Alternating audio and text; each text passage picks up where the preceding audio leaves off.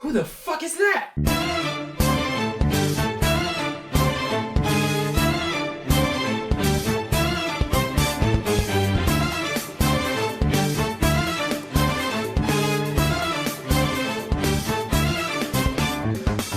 Lies of P is a third-person action RPG with stamina management, incredibly dense and recursive level design, and enemies that do an ungodly amount of damage. It's developed by these guys and it's excellent. I suppose this is the part of the video where I make the Bloodborne at home joke, but you've heard 1,000 of those motherfuckers already, and I'm pretty sure that you're not gonna hear the best one here. To me, the fact that this is Bloodborne at home isn't the thing that makes it interesting to talk about. It's the fact that it actually exists, like it's a real video game. When I saw this trending a couple of years back, I didn't think it was real. I filed it somewhere in my head between that dog shit Winnie the Pooh horror movie and those fake game trailers that go viral on Twitter.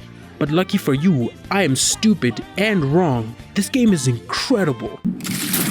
So the game starts, white woman speaks, and you walk over to choose your flavor of violence. You have 3 options: skill, strength, or bitch. I go with strength because it's a Souls game and that's what I do in Souls games. The first thing about the weapons that sticks out to me wasn't how they handled, but how they were displayed. See, the HUD splits them into handle and blade, implying that you can switch them out, but we'll get back to that in a couple of minutes. The greatsword is good. It could be better, but it's slow as shit and has no stagger, so you really feel the downtime between those swings. The R1 is an excellent lead-in and the R2 is fine.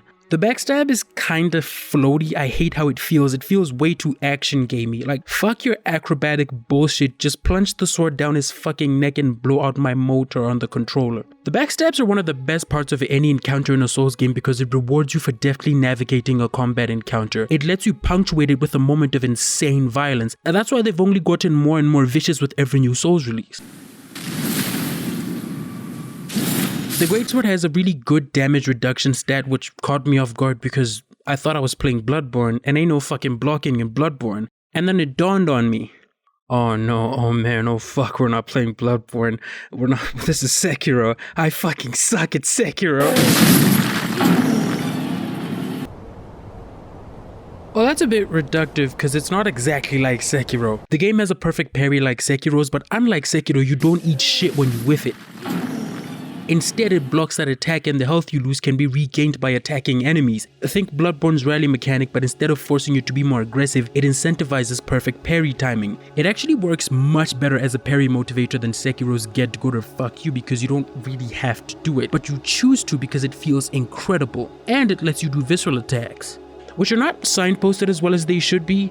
I feel like they could have done a much better job than the fucking groggy system that they have. When you do enough posture damage to big enemies, they get groggy and literally enter groggy mode. Me when I find baby Grunk's father in the Whole Foods parking lot.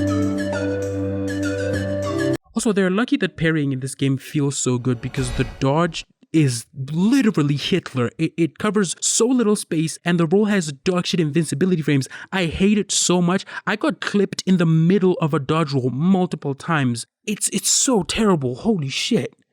But enough about the 1,000 years of bad locomotion. I'm sure it's going to be fixed by the time the game comes out, or they're going to put it in some context where it doesn't feel as shit. But for now, they can Lebensraum their lips around my nuts.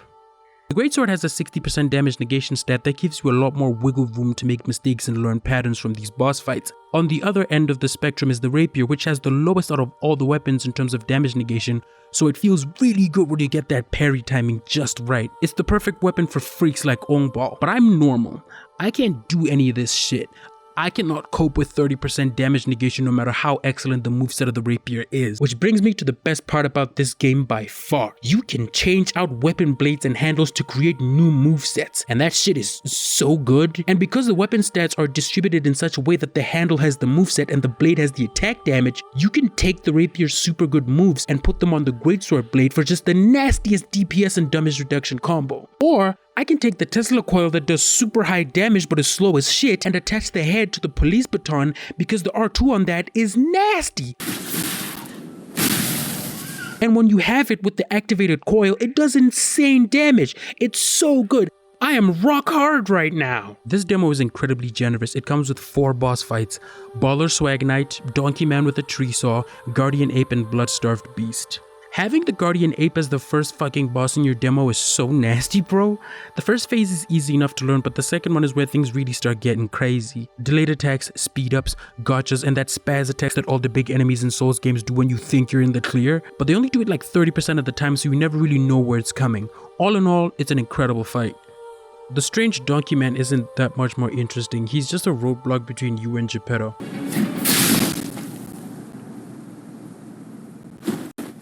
Oh yeah, I neglected to mention, but you play as Pinocchio in this game. There's some mechanics around lying, but most of it is bordering on corny, but I can't really make an accurate judgment of that without playing the full game. Like, it's only 10%, so you know, it might get good, but regardless, Pinocchio Souls-like is a funny-ass combination of words. Where was I?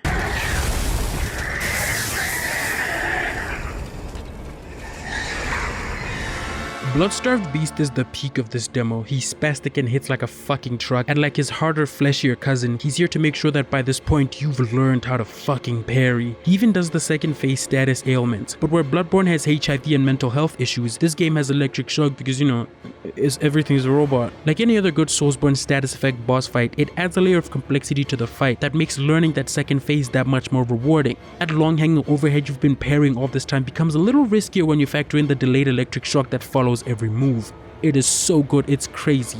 Every single move and the added context that the electric shock gives it becomes this song and dance that you have to do, and when you enter that flow state, it is some of the best gameplay I've had all year.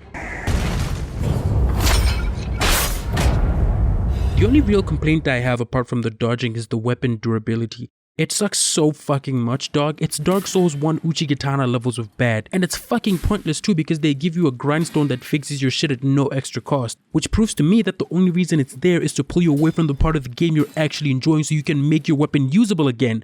Whoa there, buddy, you seem to be having way too much fun. How about you stop doing that for several seconds? Why? Fuck you, that's why.